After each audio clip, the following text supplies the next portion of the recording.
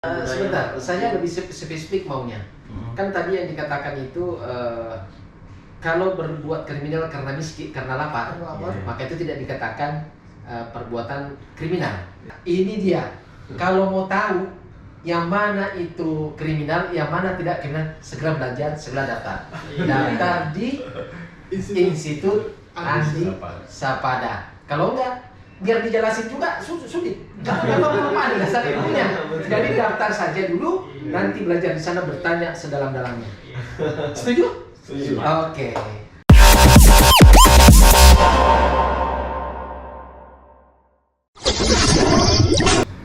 Assalamualaikum warahmatullahi wabarakatuh. Apa kabar para pemirsa? Semoga sehat walafiat. Malam ini saya didatangi oleh sahabat-sahabat dari Parepare. Saya juga mendatangi, bukan cuma dia yang datang. Saya juga datang karena ini sangat menarik kesempatan ini, khususnya Indonesia bagian timur. Kalau nggak salah, pertama kali kampus yang akan membuka fakultas terbaru. Tapi belum saya sampaikan, nanti mereka yang sampaikan. Silakan tunggu. Tapi namun sebelumnya, saya akan perkenalkan dulu siapa mereka-mereka yang laki-laki hebat ini, masih muda, profesional, ganteng, tentunya, dan sangat brilian otaknya, luar biasa. Kita simak siapa mereka-mereka ini. Saya akan memperkenalkan yang pertama, yang mewakili kampus Institut Andi Sapada, ada di sebelah kiri saya. Sebentar lagi profesor. S3-nya di Unhas. Yes. Sorry. Maksud saya Unhas. Saya minta memperkenalkan diri. Silakan. Baik. Assalamualaikum warahmatullahi wabarakatuh. Nama saya Sunadi Purwanda. Saya sendiri di Institut Andi Sapada menjabat sebagai Wakil Rektor 1 bidang akademik dan kemahasiswaan. Begitu. Oke. Terus saya memperkenalkan yang di sebelah kiri saya. Silakan memperkenalkan diri karena dia juga termasuk orang yang sangat dibutuhkan oleh kampus ini. Tanpa beliau, kampus ini agak membutuhkan. Silakan Pak. Oke. Baik. Assalamualaikum warahmatullahi wabarakatuh dan selamat malam. Saya Andi Mardaya, salah satu pengajar nantinya di Institut Andi Sapada di Fakultas Hukum, nanti di program studi Kriminologi. Saya dari Sosiologi Universitas Hasanuddin, Master Sosiologi. Ya, sekian. Oke, terima kasih. Selanjutnya saya perkenalkan sebelah kanan ujung. Dia seorang filsafat, psikologi. Psikolog. Silakan. Oke, halo, assalamualaikum warahmatullahi wabarakatuh. Selamat malam. Nama saya Budi Salvator Ramli. Saya salah satu pengajar nantinya di Prodi Kriminologi di Institut Andi Sapada, Parepare. Terima kasih. Terima kasih Pak. Yang terakhir, ini pujaan saya, luar biasa. Tiba-tiba ketemu di Makassar. Allah maha kuasa, maha tahu. Entah apa, entah mimpi apa saya semalam ketemu beliau, tiba-tiba diajak ngumpul bareng. Ini luar biasa. Silakan memperkenalkan diri. Terima kasih Pak Moderator, Pak Wakil Rektor. Selamat malam, nama saya Tegar Bimantoro. Saya Kaprodi jurusan Kriminologi Institut Andi Sapada. Demikian. Masya Allah. Pemirsa, malam ini saya ketemu orang hebat, masih muda, Wakil Rektor 1, dosen sosiologi, dosen psikolog, Kaprodi. Masya Allah. Saya ingin bertanya kepada Pak Warid satu dulu. Pak Warid, ini kan Institut Andi Sapada ini mungkin banyak di luar sana teman-teman belum banyak tahu. Kalau di Parepare mungkin orang sudah tahu apa itu Institut Andi Sapada, tetapi khususnya di Kota Makassar yang ada beberapa universitas tentu butuh pengenalan, butuh sejarah tentang Institut Andi Sapada ini. Bisa dibantu untuk menjelaskan supaya teman-teman yang belum tahu atau memang pengen bergabung di Institut Andi Sapada ini sangat percaya diri bahwa inilah kampus pilihan kami. Kira-kira begitu. Jadi Institut Andi Sapada ini sebenarnya berawal dari 3 sekolah tinggi. Jadi ada tahun 80-an itu kali pertama Yayasan Perguruan Amsir itu membuka sekolah tinggi manajemen, lalu kemudian sekolah tinggi hukum Amsir, lalu kemudian buka lagi Akademi Sekretari Manajemen Amsir, yang nanti pada tahun 2021 itu kemudian melebur dari 3 perguruan tinggi tadi, melebur menjadi 1 perguruan tinggi yang kemudian kami beri nama Institut Ilmu Sosial dan Bisnis Andi Sapada. Nah, penamaan Andi Sapada sendiri sebenarnya itu diambil dari nama pendiri yayasan kami, Andi Sapada Mapangile. Andi Sapada Mapangile ini merupakan pejuang nasional di tanah Sulawesi Selatan. Ya, beliau juga merupakan mantan bupati pertama Kabupaten Sidenreng Rapang. Nah, pada tahun 2021 itu kami kemudian membuka 2 fakultas, ada fakultas hukum dan fakultas bisnis gitu. Di fakultas bisnis itu yang tadinya dari sekolah tinggi ilmu ekonomi manajemen tadi itu kemudian ditarik menjadi prodi gitu. Prodi S1. Sekarang ada prodi S1 manajemen, ada prodi S1 akuntansi, prodi D3 manajemen industri gitu. Lalu kemudian pengembangannya di tahun 2024 itu kami buka prodi S2 manajemen. Nah, terus untuk fakultas hukum itu awalnya dari sekolah tinggi ilmu hukum tadi Amsir itu kemudian ditarik loh jadi prodi S1 hukum gitu. Lalu kemudian pengembangannya di tahun 2023 itu kami buka prodi S2 hukum. Ditahan dulu pemirsa, ini luar biasa. Tapi sebelum lanjut saya mau bertanya dulu, ketika terjadi merger 3 institut, kan jarang sekali kita dengar. Bahkan kalaupun ada terjadi tidak panjang, seringnya terjadi tidak kesesuaian ketika berjalan. Tapi ini sampai hari ini berjalan baik, bahkan akan melanjutkan pengembangan fakultas lagi. Kemana orang-orang itu? Apakah yang tadinya 3 institut itu masih bergabung atau memang melepas semuanya atau seperti apa? Jadi begini, pada dasarnya 3 perguruan tinggi tadi itu di bawah satu naungan yayasan yang sama. Jadi pada waktu tahun 2020 ditahan dulu. Ini perlu diperjelas. 3 perguruan tinggi, 1 yayasan. Oh, artinya yayasan punya 3 perguruan tinggi. Entah kenapa, mungkin ada sesuatu atau pemikiran lain, akhirnya digabung. Oke, lanjut. Jadi 2020 itu ada satu edaran dari pemerintah agar kampus itu melakukan efisiensi gitu. Jadi bagaimana supaya kampus-kampus yang tadinya sekolah tinggi itu dinaikkan statusnya menjadi institut, kalau perlu menjadi universitas gitu.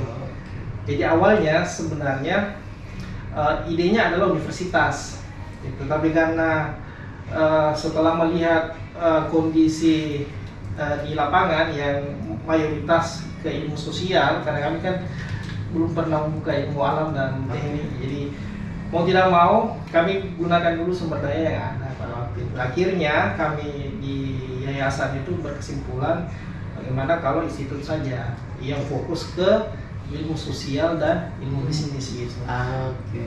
Gitu.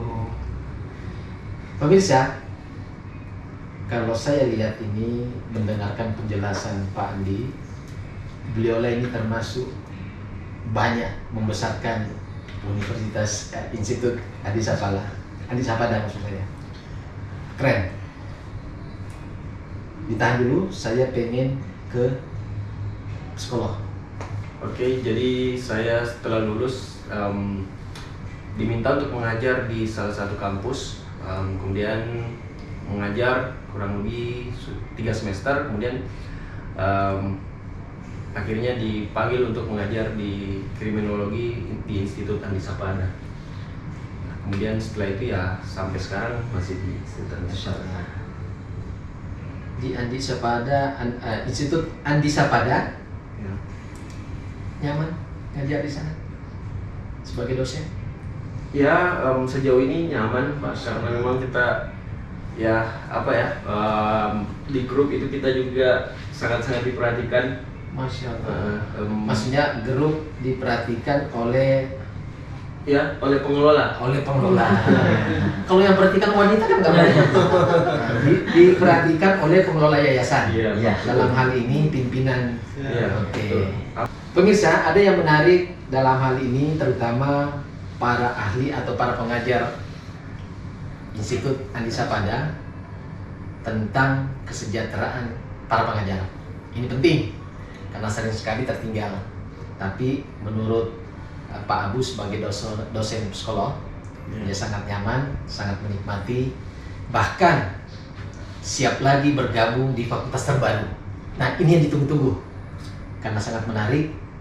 Maka sebelum masuk ke situ, saya bertanya dulu di samping kanan saya.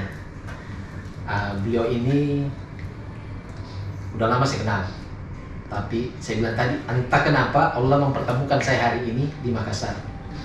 Keren. Dan mempertemukannya hal positif. Dia akan menjadi pahlawan tanpa tanda jasa. Guru, dosen, keren. Saya pengen tahu Pak Kaprodi, Siap. apa yang membuat Kaprodi sehingga merasa tertarik untuk menjalankan amanah di Institut Andi Sapada, sementara ini masih berdomisili di Jakarta. Artinya kalau kita berhitung-hitung, wah ini Institut Andi Sapada luar biasa nih, mentransfer dosen atau sebagai kaprodi ke Parepare, luar biasa. Apa yang membuat sehingga tertarik menjalankan amanah ini? Terima kasih Pak Moderator. Apa yang menyebabkan saya tertarik di sini adalah ketika ada pembukaan prodi baru, kemudian saya mencoba masuk di situ. Jurusan ini adalah jurusan yang sangat langka bagi saya, karena apa? Kriminologi sendiri di Indonesia ini ada 4. Yang pertama di alma mater saya sendiri di Universitas Indonesia, yang kedua di Universitas Budi Luhur, yang ketiga ada di Universitas Islam Riau, yang keempat adalah di Universitas Muhammadiyah Bangka Belitung. Bagi saya semuanya itu hanya mewakili Indonesia Barat dan Indonesia Tengah gitu. Ditahan dulu, ini menarik nih pemirsa. Kira-kira sudah kita bisa tebak fakultas apa yang akan dibuka oleh Institut Andi Sapada. Sebelum kita tahu, maka lanjutkan. Nah, kemudian ketika saya ditawarin di Institut Andi Sapada, langsung saya terima karena apa? Ini merupakan terobosan terbaru untuk mempelajari ilmu-ilmu tentang kriminal atau kejahatan. Jadi di Indonesia Timur sendiri akhirnya punya perwakilan kriminologi untuk Indonesia wilayah timur, di mana mengingat tingkat kejahatan itu semakin tahun semakin berkembang dan kita perlu ilmu kriminologi ini untuk diterapkan di beberapa wilayah khususnya di Indonesia Timur. Nah, ini adalah satu terobosan Pak Masya Allah. bagi saya. Masya Allah.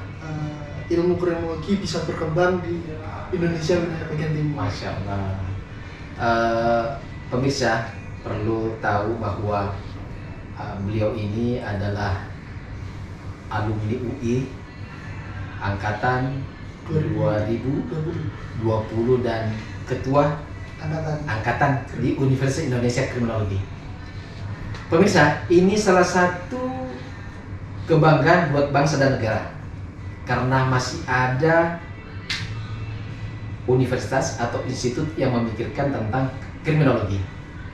Oleh karenanya, berbanggalah orang-orang Indonesia bagian timur karena dekat.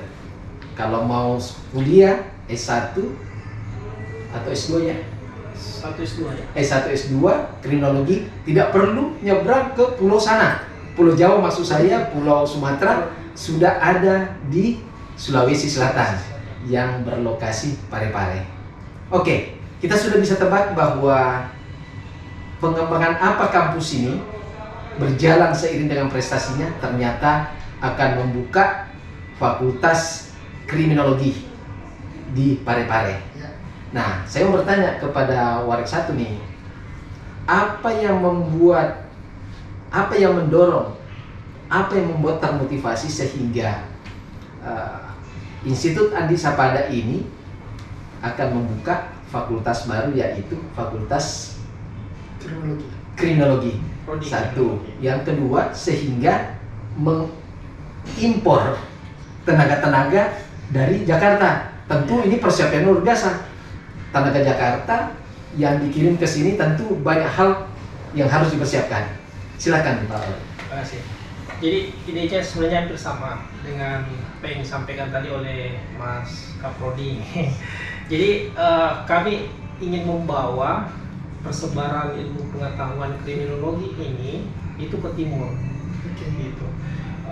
Setelah kami sampaikan ide ini ke rektor kami, Bapak Profesor Bahtiar, dan beliau merespon itu 100% tuh.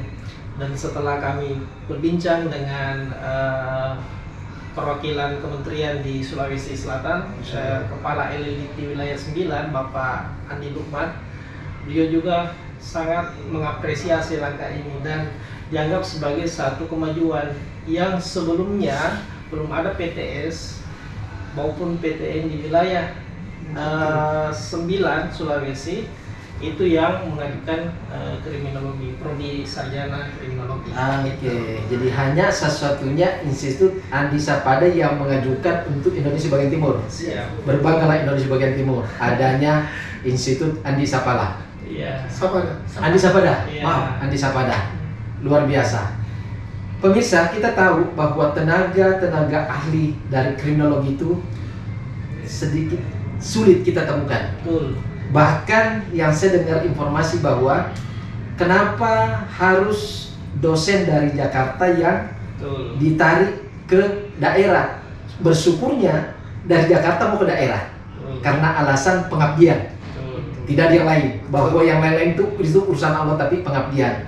Itulah yang membuat Institut Andi Sapada membangun bangsa dan manusia Indonesia bagian timur, khususnya kriminologi. Iya. Jadi saya tambahkan mungkin ide kami ini sebenarnya tadi membawa persebaran ilmu pengetahuan ke timur ini juga sebenarnya untuk merespon, Mas. Jadi kan kalau kita melihat data misalnya statistik kejahatan atau kriminal itu tertinggi itu di wilayah Indonesia Timur. Dan yang membincangkan ini selalu di wilayah barat tuh, bagaimana penanganan kejahatan di wilayah Indonesia Timur. Nah, fokus kami bagaimana kemudian nanti kajian kriminologi yang kami bentuk ini arahnya ke sana, bagaimana menyelesaikan persoalan-persoalan dan mencari akar penyebab masalah kejahatan. Kok bisa sampai datanya itu selalu tinggi di wilayah timur. Nah, fokus kajiannya itu diarahkan ke sana. Pemirsa dan adik-adik yang berencana menjadi pengabdi, menjadi abdi negara agar negara ini makmur dan sentosa, sejahtera. nanti silakan mendaftar di Institut Andi Sapada. Saya nggak tahu nanti cara perpilihannya apakah offline atau sistem online, itu masalah teknik. Yang penting daftar dulu, karena salah satunya di Indonesia Timur yang mengadakan ilmu kriminologi, dan kualitas pasti dijamin.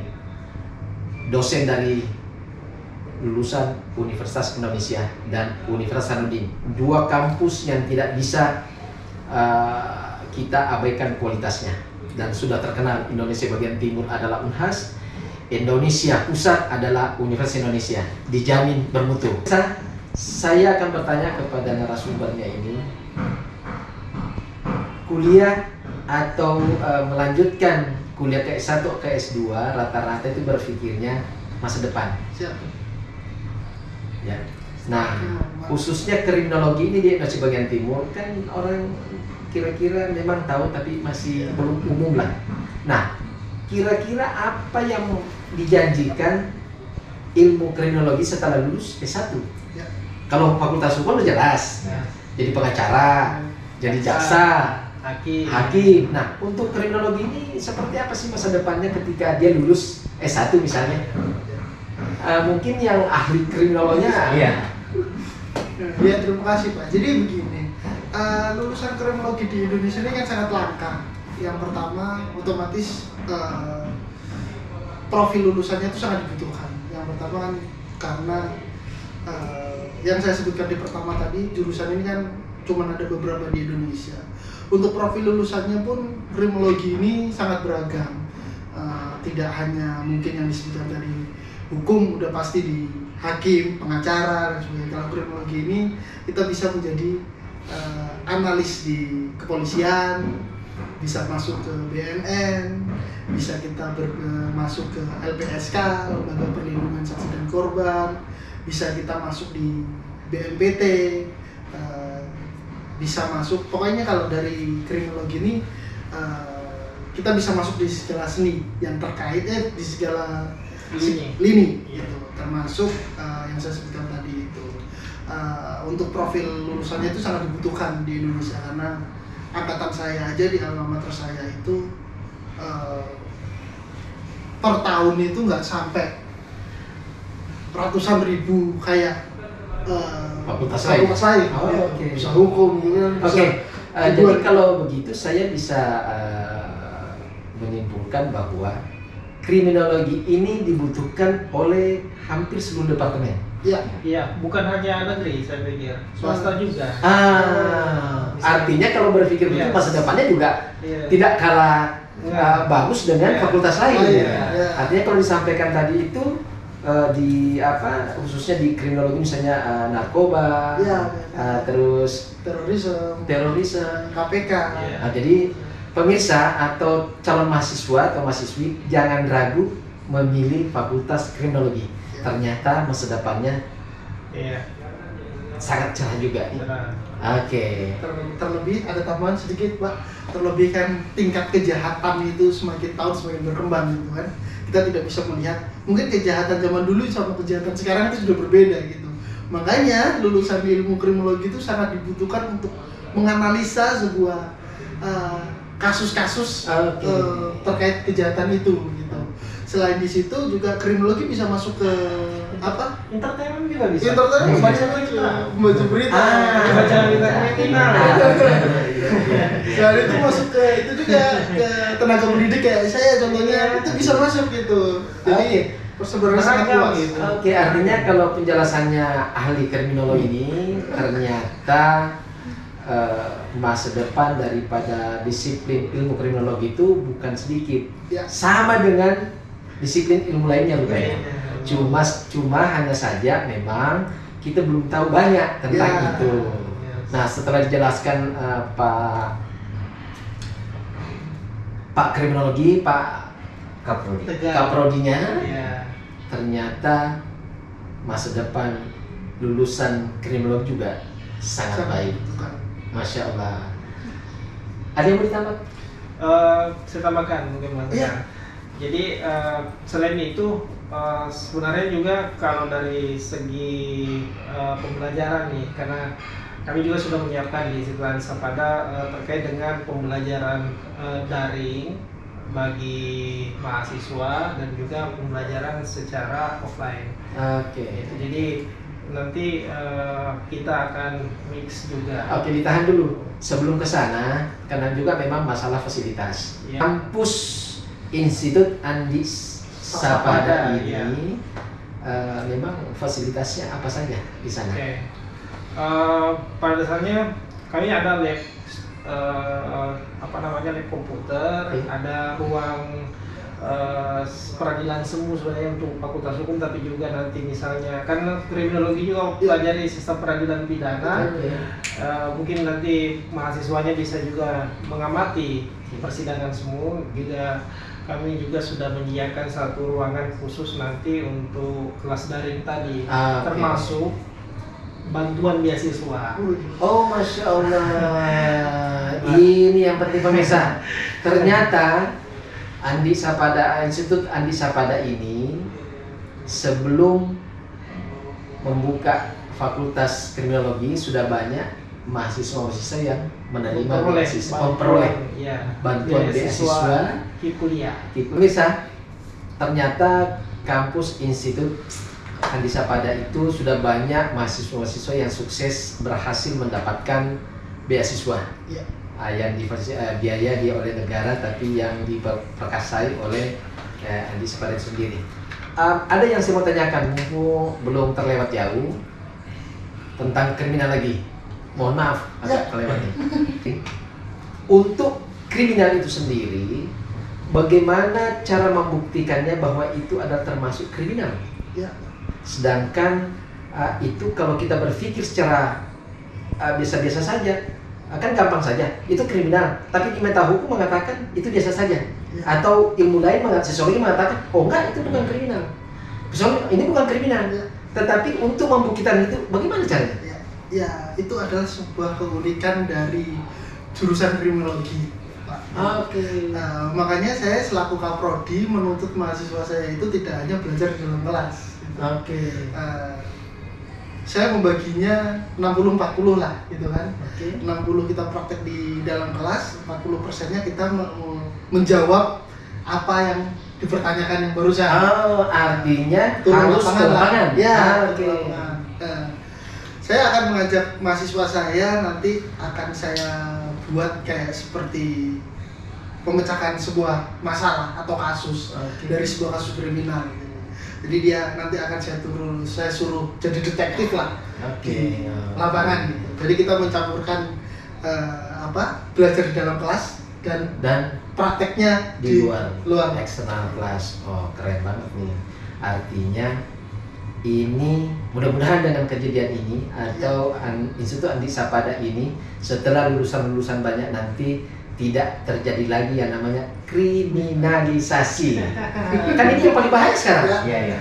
Ya tiba-tiba ditangkap orang divonis. Ya kan? Tapi dengan masyarakat mengerti tentang kriminal, maka ada perlawanan tentang keadilan hukum. Ya. Setuju? Ya. Keren banget. Perlawanan kan tidak harus melalui fisik, Pak. Ya. Tapi kan bisa lewat. Sekarang bukan zamannya lagi Wow, sekarang perlawanannya no viral, no justice. Makanya harus benar-benar kriminal itu di riset. Apakah betul ini adalah Oke.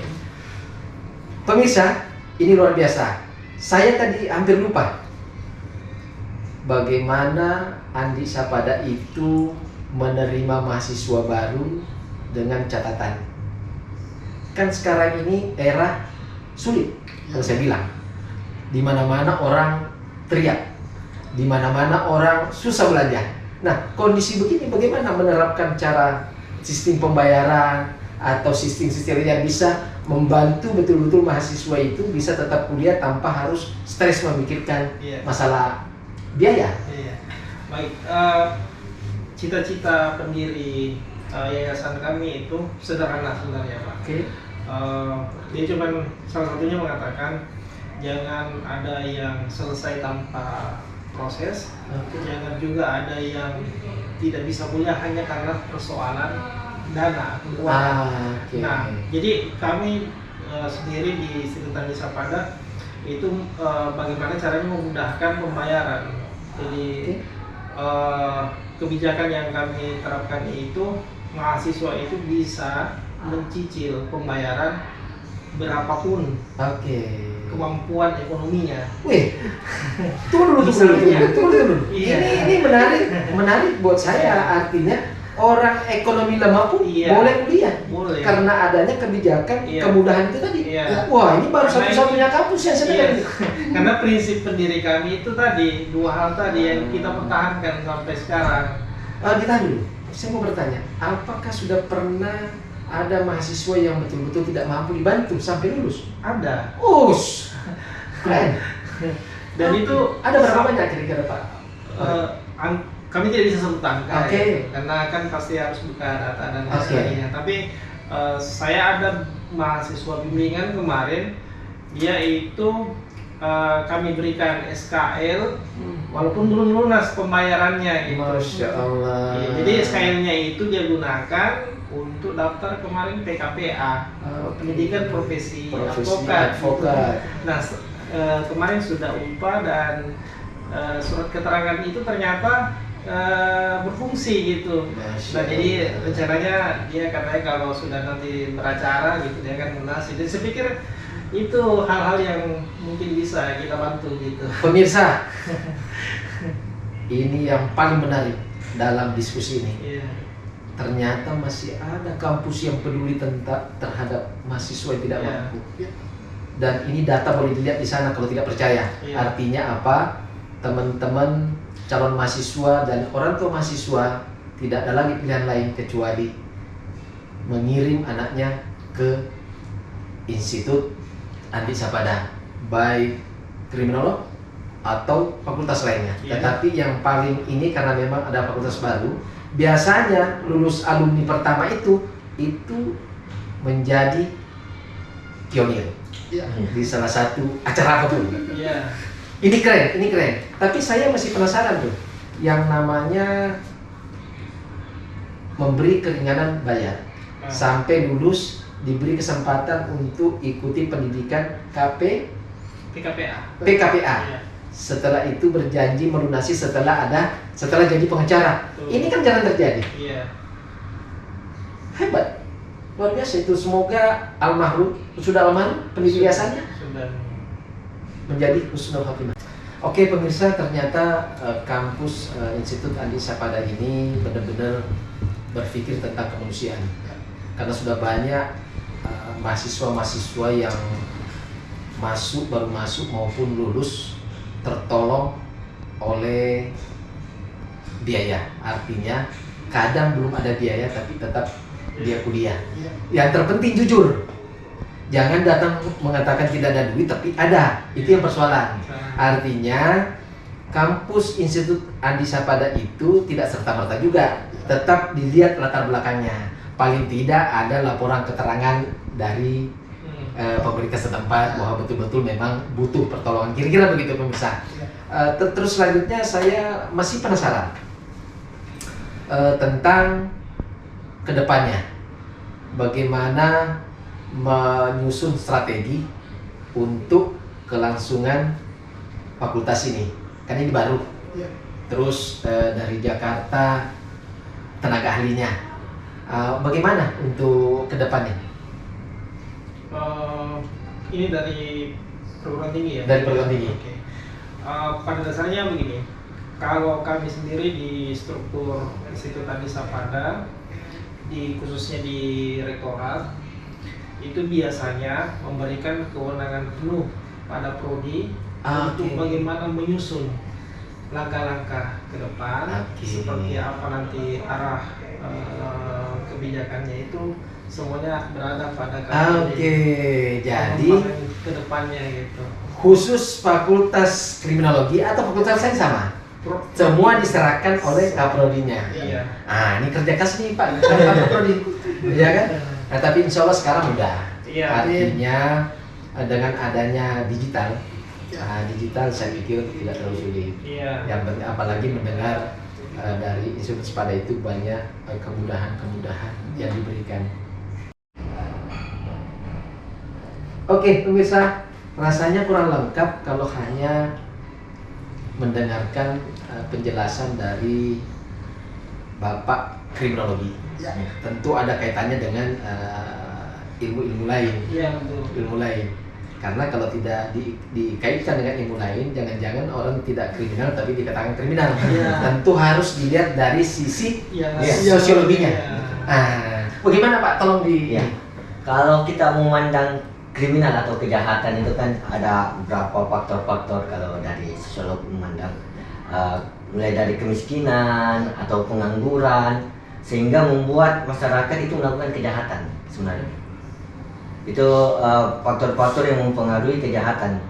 Jadi sampai melihat masyarakat atau Indonesia Timur itu sebagai tingkat kriminalnya itu yang paling tinggi. Oke, ditahan dulu. Kalau mendengar penjelasan dari Bapak sosiologi ini, artinya tingkat kriminologi itu akan meningkat ketika taraf kehidupan orang di bawah rata-rata, Ya. atau miskin, katakan Ya. begitu. Wah, ini ngeri sekali kalau begitu. Karena kemiskinan di kita ini bukannya menurun, bukannya berkurang, malah bertambah. Tapi kalau kita melihat dari pandangan sosiolog dan taraf kehidupan itu yang kemiskinan, itu kita tidak bisa menjudge bahwa itu adalah kejahatan. Tapi awal dari kejahatan itu berasal dari kemiskinan itu. Saya bisa diberi contoh? Contohnya para penganggur kan, Ya. mau mencari sesuatu harus membuat perbuatan kejahatan untuk mendapatkan hasil, sehingga taraf-taraf kehidupan itulah yang membuat banyak masyarakat di Indonesia Timur ini meningkat melihat dari taraf kehidupan, karena faktor dari pihak sebelah Indonesia Barat ini untuk mendapatkan informasi itu agak lambat. Tapi bukan berarti Bapak mau mengatakannya ada kesenjangan, tidak kan? Ya, enggak. Kesenjangan Sebenarnya informasi enggak antara ada- Barat dan iya. Timur, enggak kan? Oh iya. Jangan sampai. Iya, tapi kalau kita melihat taraf mengapa sampai Indonesia Timur itu tingkat kriminalnya lebih tinggi, itu karena itu taraf kehidupannya. Ini menarik nih. Ini Iya, menarik. Jadi, pendidikan mulai. oke, jadi ini sangat menarik, pemirsa. Kalau pandangan dari sosiologi tentang kriminal, kalau itu yang melakukan adalah orang yang tingkat ekonominya di bawah rata-rata atau katakan miskin, Ya. maka boleh dikatakan itu bukan kriminal. Nah, bagaimana cara menyikapinya kalau terjadi seperti itu, Pak Kaprodi? Ya, itulah salah satu keunikan dari disiplin ilmu kronologi, Pak. Oke. Untuk memecahkan itu ya supaya semua calon mahasiswa yang penasaran ya masuk dulu, nanti kita belajar bareng-bareng. Tapi kan ini sekarang yang banyak yang terjadi ketika ini kan jadi kalau tidak sadar kita banyak kerancuan, Kerancuan. tiba-tiba divonis. Ya. Kan kalau dikatakan sosiologi tadi itu karena faktor Iya. memakan, Ya. nggak kriminal, sedangkan ini keunikan. Nah, bagaimana melihatnya dari segi psikolog?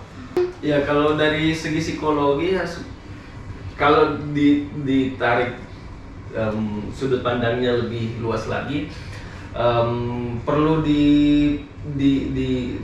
didefinisikan dengan jelas kriminologi itu yang seperti apa sih? Yang seperti apa sih yang dikatakan sebagai tindakan kriminal? Ya.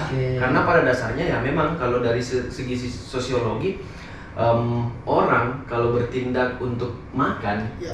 itu tidak, ya tadi yang saya tangkap dari Bapak sosiolog ini, orang kalau bertindak karena atas dasar Lapar. Oke. ya ini tidak bisa dikriminalisasi. Oke. Jadi kita perlu menyatukan persepsi tentang kriminologi itu seperti apa, Ya. bagaimana apa yang dikatakan sebagai tindakan kriminal. Karena kan juga manusia ini makhluk yang dinamis, jadi akan terus ada tindakan-tindakan kriminal dari tahun ke tahun, kemudian dari berbagai macam suku dan budaya. Sebentar, saya lebih spesifik maunya.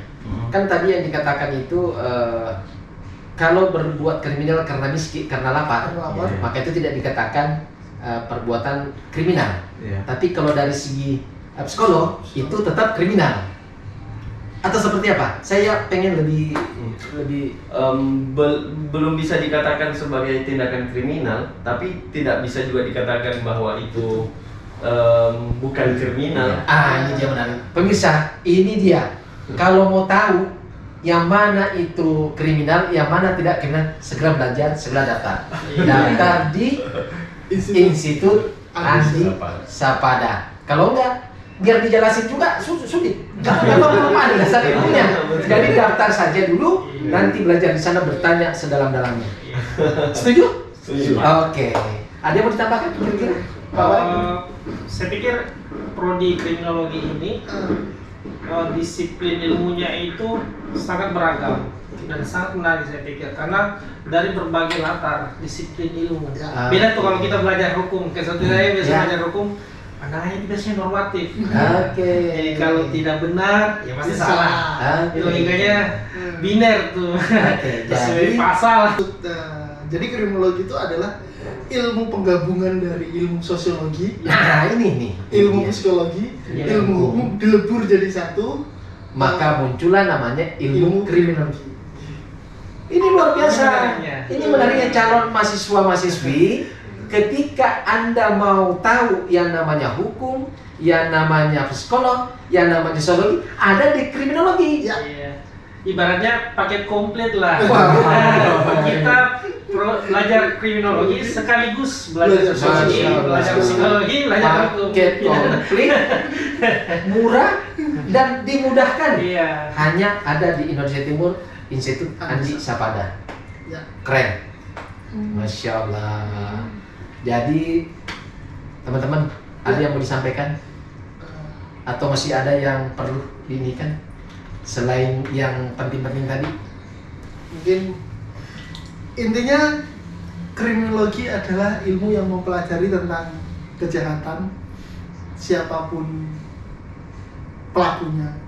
Tapi yang jelas jika tertarik dengan program jurusan ini atau program ini, ya segera daftarkan di Institut Andi Sapada, nanti yang dibimbing oleh saya dan rekan-rekan dari berbagai multidisiplin.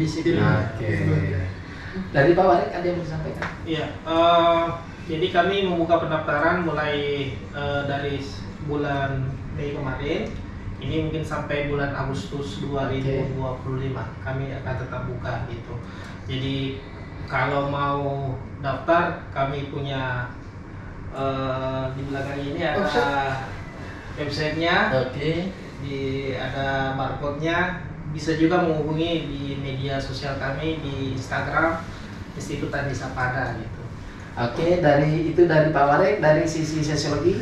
Kalau saya melihat bahwa di Institut Andi Sapada ini adalah hal yang baru memang untuk Indonesia Timur. Jadi program studi kriminologi ini memang yang dikatakan tadi Kepala Kaprodi bahwa hanya 5 yang ada di Indonesia. Salah satunya itu ada di Institut Andi Sapada. Berarti sudah 6. 5. Kita yang terakhir. Sekaligus perwakilan Indonesia Timur. Masya Allah. Dari psikolog ada yang mau disampaikan? Iya, jadi sebagai prodi, satu-satunya prodi kriminologi di Indonesia Timur, paket komplit betul ya, kita bisa belajar banyak hal mulai dari psikologi, sosiologi, ilmu hukum, pada akhirnya kita akan belajar secara umum yaitu kriminologi ya. Saya kira ini suatu keterobosan yang baru, Pak. Jadi Masya Allah, keren. Silahkan daftar. Pemirsa, kalau mendengar percakapan orang-orang cerdas ini, orang-orang eksekutif muda ini luar biasa. Satu-satunya di Indonesia Timur, Institut Andi Sapada. Salam bahagia selalu, salam pendidikan. Wassalamualaikum warahmatullahi wabarakatuh. Waalaikumsalam warahmatullahi wabarakatuh. Alhamdulillah. Alhamdulillah. Oh, makasih ya. Alhamdulillah. Alhamdulillah. Masya Allah. Sampai jumpa.